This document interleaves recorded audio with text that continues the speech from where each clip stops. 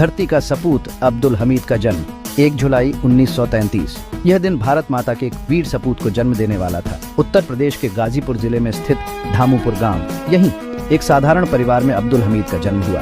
पिता का नाम मोहम्मद उस्मान गनी, माता का नाम रसूल बीबी। अब्दुल हमीद अपने माता पिता की आंखों का तारा थे। बचपन से ही उनमें देशभक्ति और बहादुरी कूट कूट कर भरी थी।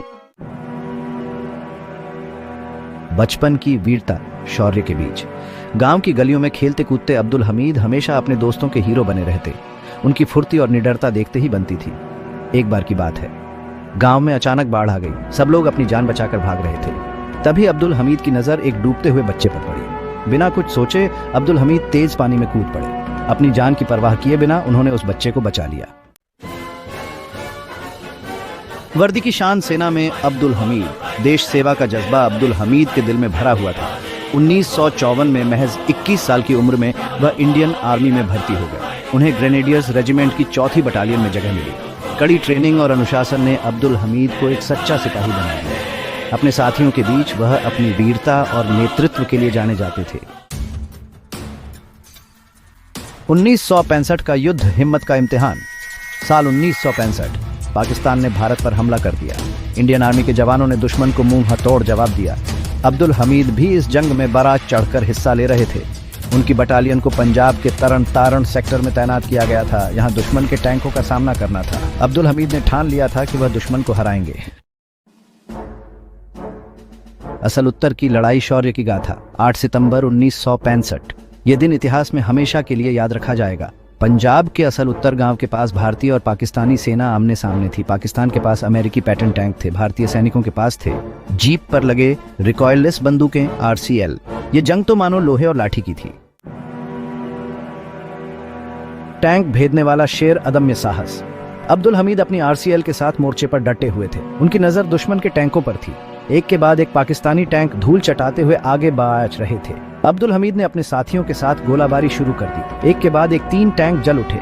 पाकिस्तानी सेना में डर फैल गया। 8वां वार वीरगति। अब्दुल हमीद की बहादुरी देखकर दुश्मन के होश उड़ गए थे।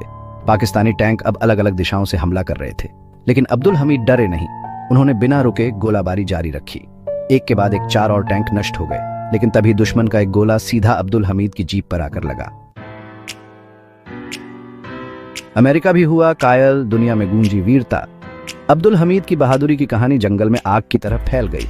दुनिया ने उनके साहस को सलाम किया। अमेरिका ने, जिसके बनाए टैंकों को अब्दुल ने ध्वस्त किया था, भी उनकी बहादुरी का लोहा माना। अमेरिकी अखबारों ने अब्दुल हमीद को टैंक भेदने वाला शेर बताया। उनके साहस की कहानी हमेशा के लिए याद रखी जाएगी। परमवीर चक्र सर्वोच्च सम्मान। अब्दुल हमीद ने अपनी बहादुरी और बलिदान से देश का सिर ऊंचा किया।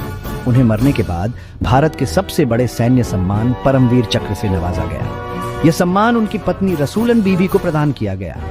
पूरा देश अपने इस वीर सपूत को नमन कर रहा था। अमर शहीद स्मारक और विरासत। अब्दुल हमीद आज हमारे बीच नहीं हैं, लेकिन उनकी यादें हमेशा हमारे दिलों में जिंदा रहेंगी। उनके सम्मान में देश भर में कई स्मारक बनाए गए हैं। उनके गांव धामूपुर में एक स्मारक स्थल बनाया गया है। यहां हर साल हजारों लोग उन्हें श्रद्धांजलि देने आते हैं। प्रेरणा की मिसाल, अब्दुल हमीद की सीख।